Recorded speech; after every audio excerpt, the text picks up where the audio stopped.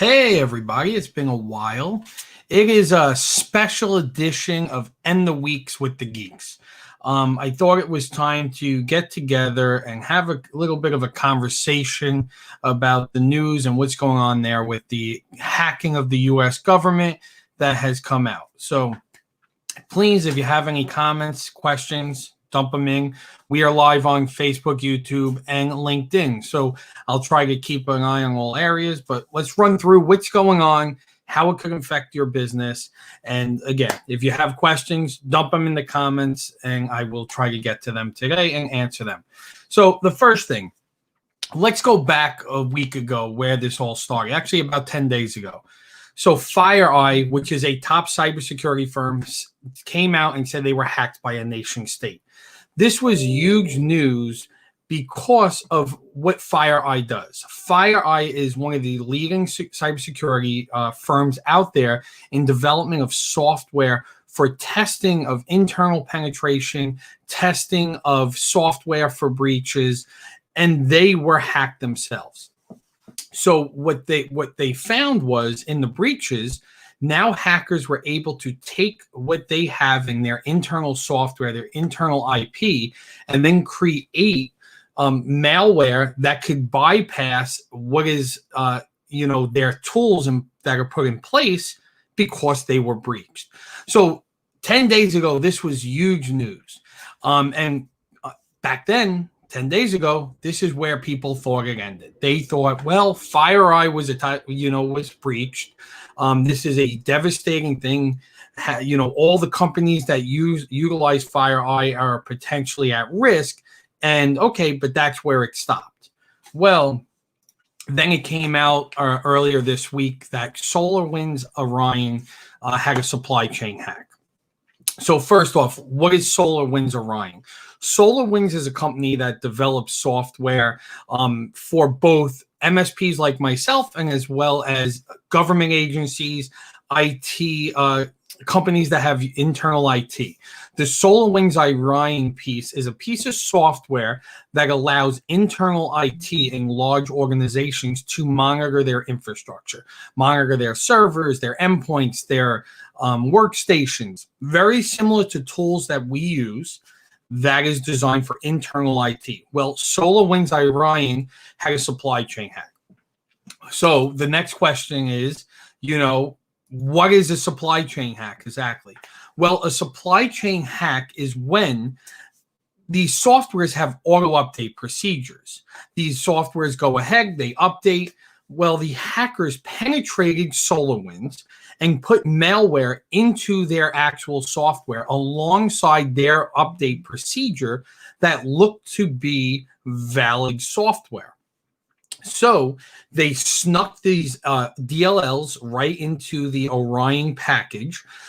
People go to SolarWinds website, they auto-update their SolarWinds Orion software. This malware came across with it. Unknown to anyone because it looked legitimate, because it came across with that in that supply chain hack. So that is what a supply chain hack is. It is when software is basically implemented into actual software and passed along through their normal update procedure. So that was huge news. SolarWinds Orion is used by many of the U.S. agencies, many of Fortune 500 companies for internal IT usage. Huge. So that was announced a few days ago. Well, we're going to go through and who's been affected and what this means to you. But first, Microsoft reminded everyone just how powerful they are about 2 days ago. So Microsoft released the Death Star on the SolarWinds hackers. So what does that mean? Well, they kind of did it in four-phased approach. So let's go through that. So on December 13th, the day this became public, Microsoft announced that it removed the digital certificates that the Trojan file used. So what exactly does that mean? Well, anyone who goes to a website and you go to HTTPS, that is a secure connection. There is an SSL certificate. If the SSL certificate doesn't match, you get that error that comes on your screen. The site cannot be verified, could return the safety, or you have to click advanced to continue on. Well, Microsoft pulled the SSL certificates that appeared to be safe and killed them on all Windows operating systems. So even if the software was running, it would get an SSL cert issue and basically kill itself and not be able to run. Well, they didn't stop there. That same day, Microsoft announced it was updating Windows Defender. Windows Defender is the built-in Microsoft, anti-spyware AV that runs on Windows to detect and alert if it found the Trojan DLL on that system. So next, on December 15th, Microsoft and others moved to sinkhole one of the domains that the malware used for command and control. So this software has to call home. The software was calling home to avsvmcloud.com. Well, Microsoft went to their legal authority and basically went to registrars, proved what a sinkhole means is they proved this was for bad actors were using this domain and took ownership of the domain. So now that in turn, the hackers have no more control over that domain. Now, the other thing that allows for Microsoft to do is Microsoft can see all of the computers that are trying to connect to that endpoint and now try to find and alert the customers or whoever's computers are infected by saying, hey, you have devices on your network that are trying to report in. You have these Trojan files. And then finally, on December 16th, Microsoft changed all of its phasers from stun to kill. And what does that mean? They enabled Windows Defender's default action for the SolarGate from alert to quarantine. It no longer just alerted you it was there. It quarantined the DLLs. Now, that could cause servers to crash, workstations to crash, but Microsoft said this was so important that it didn't matter. What they also did was Microsoft, being a huge, how big they are and Windows operating system, showed all the other endpoint protection solutions out there that it's okay, kill this process, even if it means you're going to break a computer, because we need to kill this hack. So Microsoft once again proved just how powerful they are and how quickly they can respond to hackers. So then it became about, well, who orchestrated this hack? So right now it is believed that hack was by Russian hackers. So, and it believes it was a nation state. So this was sanctioned by the Russian government to hack into internal networks here. So, let's take a quick sidebar because the question comes up. Well, what exactly is the difference between a black hat, white hat, and a gray hat hacker? So a black hat hacker is your hacker that is doing is hacking for bad. A black hat hacker is someone who is trying to hack for maliciously for monetary gain or other bad reasons. A white hat hacker is a hacker who is same skill set a lot of times as a black hat hacker. However, they're doing it with permission, meaning they're working for an organization, they're hired by an organization to try to do internal penetration tests, test software. They are ones who are looking to find what black hat hackers could use and how to fix it and stop that hole from existing. Then you have gray hat hackers, which think of between black and white. Sometimes they work for good, sometimes they work for bad. Now, also gray hat hackers a lot of times will hack without permission, however, not for malicious intent. They'll hack without permission and then report to an agency, hey, we were doing some hacking. We found you had this capability to be hacked. Here's what we recommend you do to fix it. So black hat hackers are your bad hackers. White hat hackers are those who are working for agencies and have permission. And gray hat hackers kind of teeter between both. So now you have this SolarWinds Orion hack. And now the question comes up, well, who did it affect? So let's just look at the government. U.S. Treasury, State, Commerce, and the National Institute of Health and Homeland Security. That's the agency tasked with protecting the government from cyber attacks. Were all infiltrated. These are organizations and agencies of the U.S. government were hacked and believed to have been the target. Well, it gets a little worse because then yesterday it came out that the U.S. Nuclear Weapon Agency and the Department of Energy was hacked as part of this massive cyber attack. Hackers were hacking into the computer systems that control and log the U.S.'s inventory of nuclear weapons we have. Just think about that. Suspected Russian state hackers were hacking into our nuclear system. So right now, the motives of the hackers are not known. We don't know yet if any other major private companies or government departments have been hacked. But if you take a step back, right, we know a number of U.S. agencies were hacked. Microsoft itself was breached because they are using SolarWinds Orion, which is why they took such a huge step to combat it. We know FireEye, that came out that was part of the SolarWinds hack. So these are just major organizations. So now the question comes up, should you be worried as a business owner? Of course you should be worried as a business owner. These are major organizations that have cybersecurity teams. We're not talking 3 people on a team. We're talking organizations that have hundreds to thousands of employees who are posed with cybersecurity and protecting an organization, and they can be breached. These were complicated and sophisticated hacks. Now, you always hear that. It was a very sophisticated hack. Experts have reviewed this and have come out and said that this was clearly one of the most sophisticated hacks they have ever seen. It was using technology that they have never seen in order to implement these hacks, and are now going to be reviewed on how they got in there. In one instance, there was a SolarWinds server that was found on the open internet with the password SolarWinds123. So they don't know yet if was that the entry point into the SolarWinds that started this all, but that was a cybersecurity expert did find that there was an actual server by a company on the internet, probably using RDP, SolarWinds123 to gain access into that server. So stop and think about that.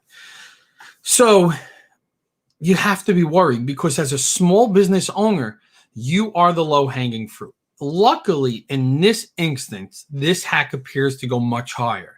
This hack was to target U.S. agencies, probably to go ahead, see nuclear, to spy on agencies.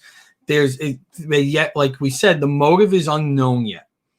But when it comes to your business, if you're using a Verizon router or a Spectrum router, if you don't deploy the proper advanced endpoint protection, breach monitoring software, your small business is leaving yourself open to be hacked, to lose your data, to ransomware.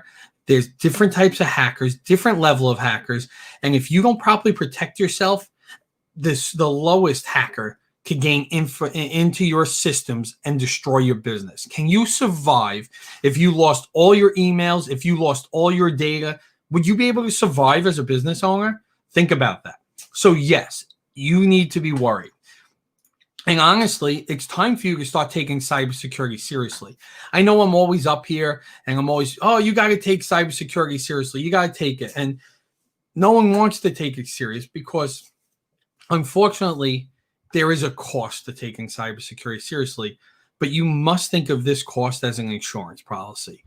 I am not here to tell you that I could guarantee that I could stop your business from being hacked.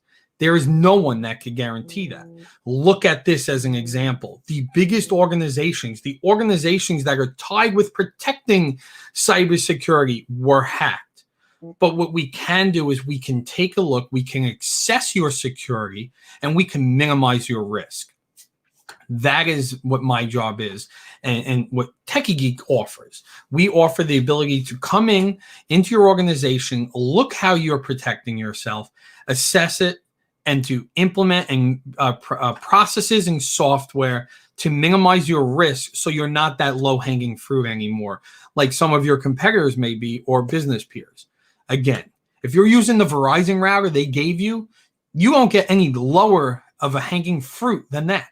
If you're using the Spectrum router they gave you, if you're not using advanced endpoint protection today, you are a low-hanging fruit. You need to have a complete cybersecurity plan in place to protect your business. I don't care if you're a one-person firm, if you're a 50-person firm, you need to protect your business if you want to survive, if you ever potentially are a target of a hacker. So how can you protect your business? Well, start by working with an expert. We are experts in the field.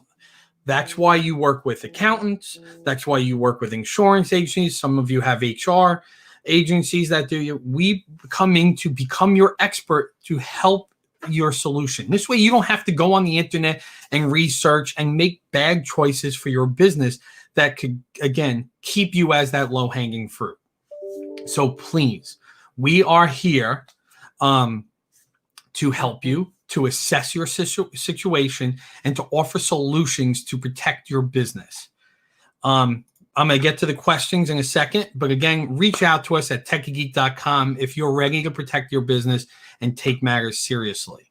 So let's see what we have in the comments. No, Todd is commenting away.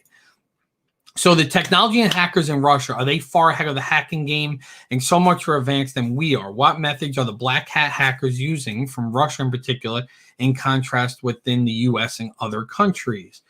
I would not say, Todd, that the hackers are more advanced than us. They were our hackers.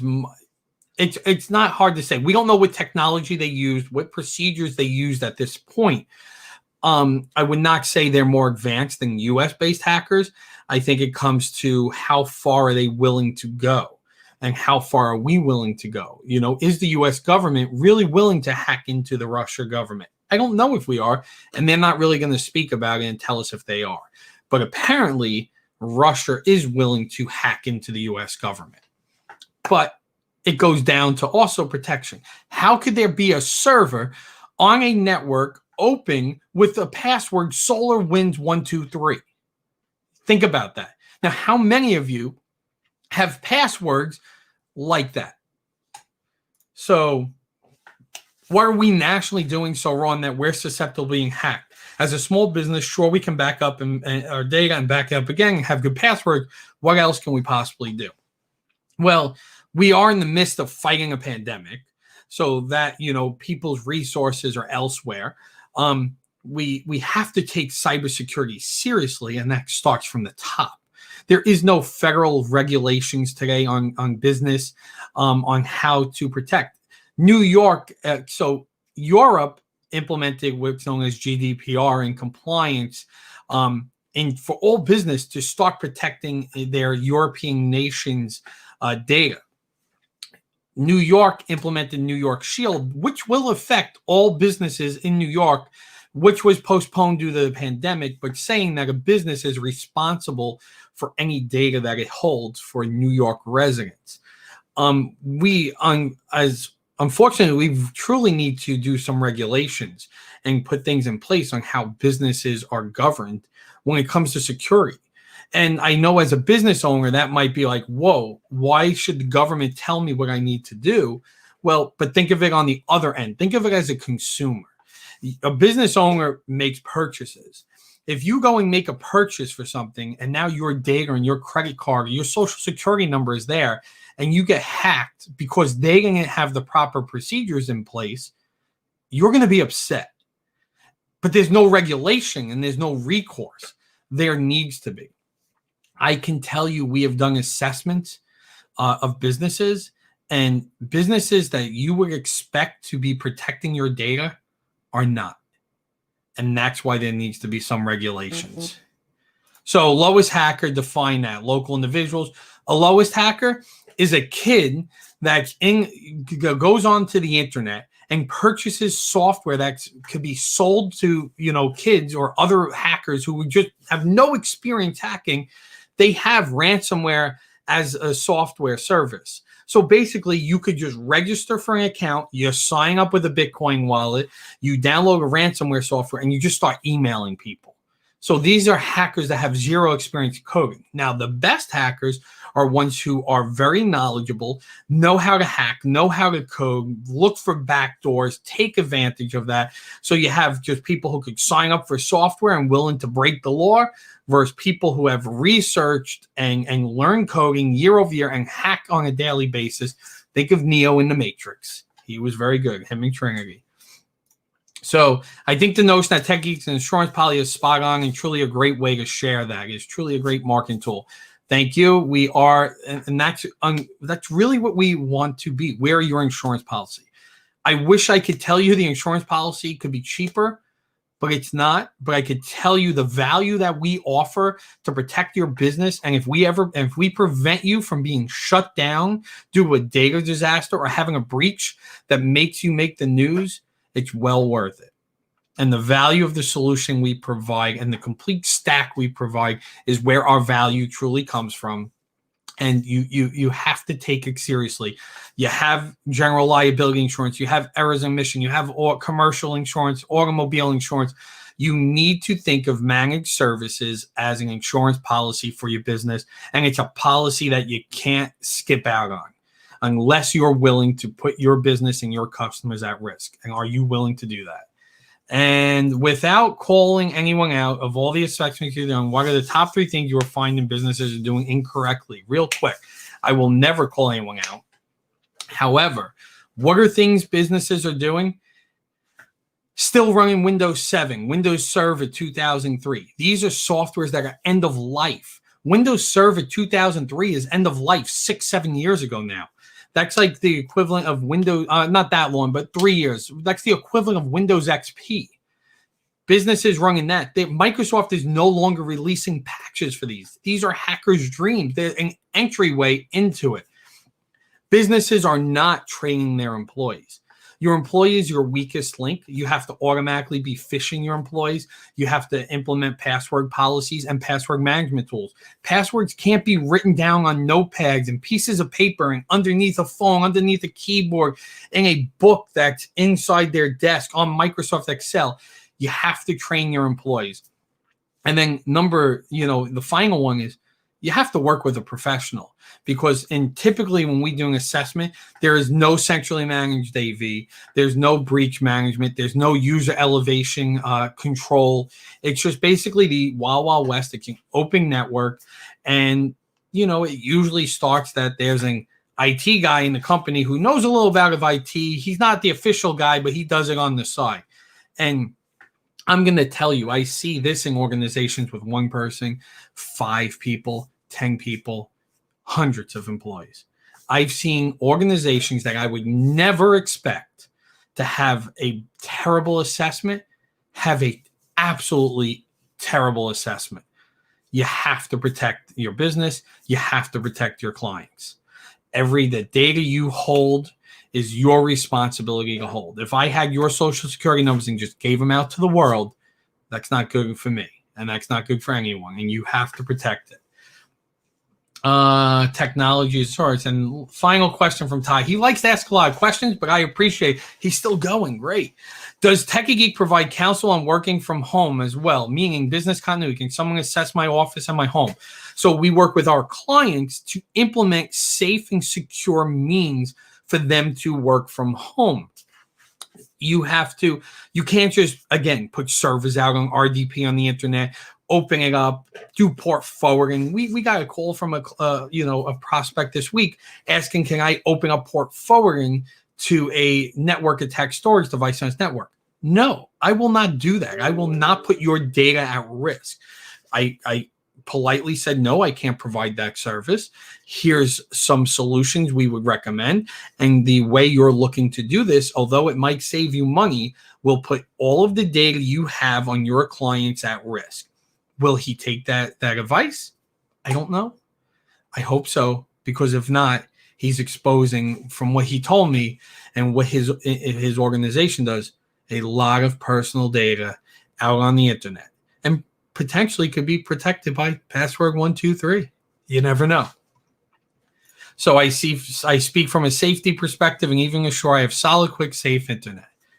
Yes, so that's what we work with businesses to secure their internet, to make sure it's safe, provide them help desk service, and minimize their risk of being hacked. That is what we do. We are here to help you. We are here to help protect your business. Again, we provide value, and that's our job to show you when we meet with you and go through an assessment, what we recommend, our managed IT services. It's our job to show you the value in that with the complete stack that has a 100% focus on security for your business.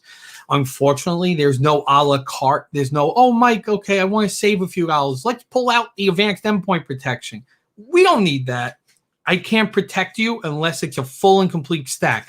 You can't go to the prison and say, you know what? We don't need the prison guard towers.